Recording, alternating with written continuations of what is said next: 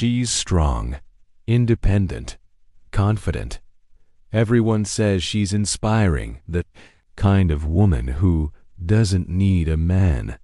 But when the lights go out, she's staring at the ceiling, asking herself, "Why do I still feel so alone?" If that's you, then this is for you. Let's talk about the truth. No one ever tells strong women about love. I once met a woman who said, "I built walls so no one could hurt me, but now no one can reach me either." That, right there, is the core of the issue. That's what happens when strength becomes armor instead of wisdom. Strong women learn to survive, not how to receive. They mastered independence because dependency once disappointed them so deeply. So they started carrying everything alone, the burdens, the bills, the emotional weight, and they called it power. But if you look closely, somewhere along the way, that independence became isolation. It's a fortress built brick by brick, not to keep others out, but to keep the pain from getting back in. The world applauds this self-reliance, celebrating the woman who can do it all. But no one asks what it costs her when the day is done. Here's the psychology behind it. For many, control feels safer than connection. It's a simple equation. If you've been hurt before, if your trust has been shattered, then vulnerability feels like walking barefoot into a fire. It feels reckless. So you start to manage love instead of actually feeling it. You analyze, you predict, you protect. You become a strategist in your own heart, planning for every possible negative outcome. But in all that planning, you rarely, if ever, just allow. You don't let love simply be. And what happens? The moment someone gets close, that survival part of your brain, the part that kept you safe for so long, starts screaming, "Danger, danger, retreat." This is why so many strong, capable women find themselves attracting partners they have to fix, or men who are emotionally unavailable. It's a subconscious choice. Fixing someone else keeps you in control. Dating someone who can't fully show up means you never have to fully show up either. It's a safe distance disguised as a relationship. You don't have to lean on them because they're not strong enough to hold you anyway. It validates your belief that you must do everything on your own. Think about this. She goes on a date and the guy says, "You're just so amazing. You don't need anyone." And she smiles, maybe even feels a flicker of pride.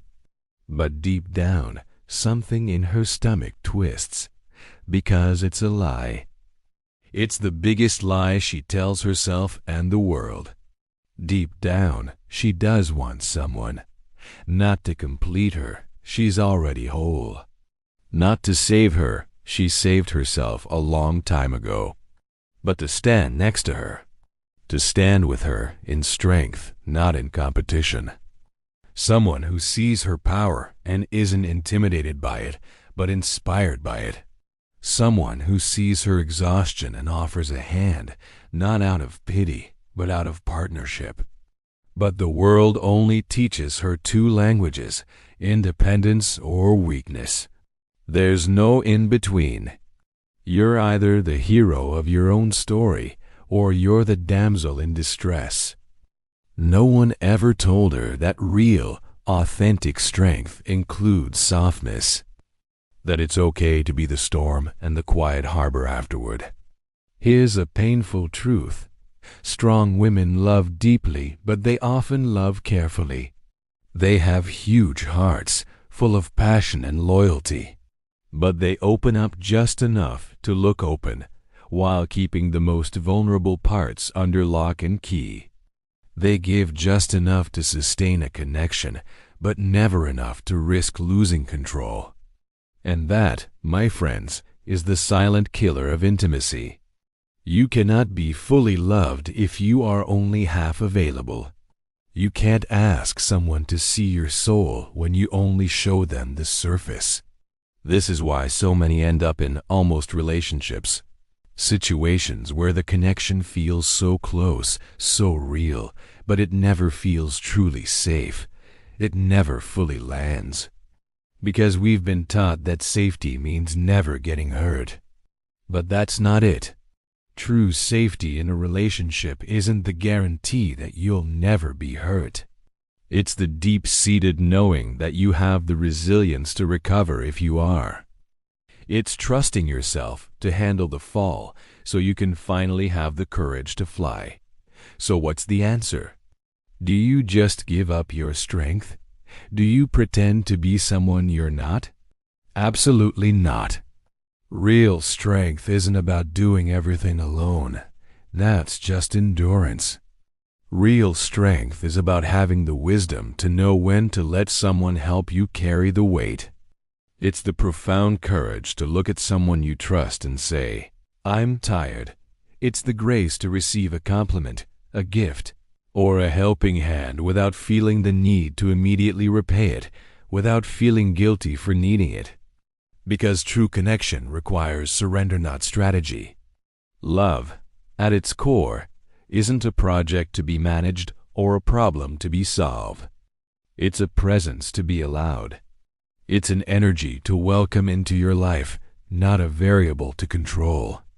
So, if you're a strong woman listening to this right now, and this is hitting home, please hear me.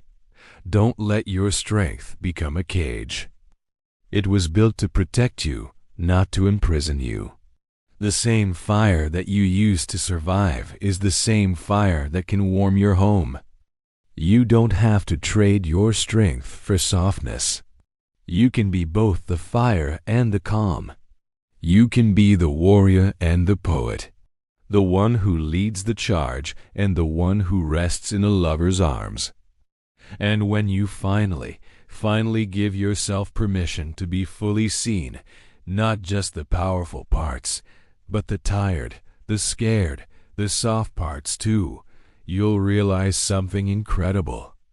Love was never missing. It wasn't avoiding you. It was just waiting for you to give it permission to come in.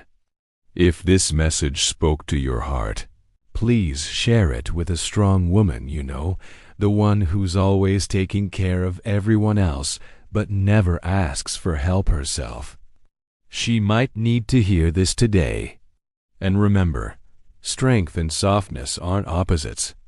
They're the same language, just spoken with different tones. Thank you so much for watching.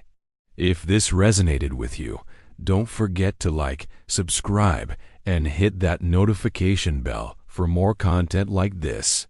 We'll see you in the next one.